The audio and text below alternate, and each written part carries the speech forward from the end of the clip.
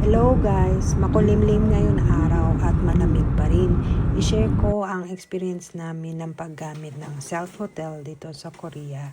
Self-hotel, ibig sabihin gamitin mo lang yung machine para maka-check-in ka. Bali, online kami nagbayad dahil advance namin itong hinanap para pagpalipasan lang ng gabi dahil malayo yung pinagdausan ng soccer game ng anak ko. Kaya hindi na kami sa machine nagbayad gamit ang credit card or cash card. Actually, check out na namin. At bumaba na kami papunta sa sasakyan. Dito lang sa ibaba ng kwarto namin yung sarili naming parking na may cover din.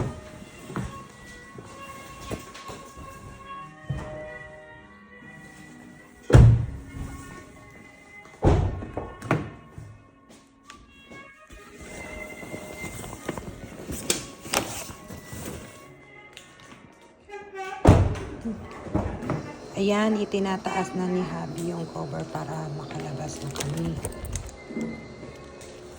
Yung ibang rooms din ganun para sa privacy. Meron instruction sa paggamit ng hotel kaya hindi mahirap kahit mga wala pang experience sa paggamit nito. Yun lang, bye!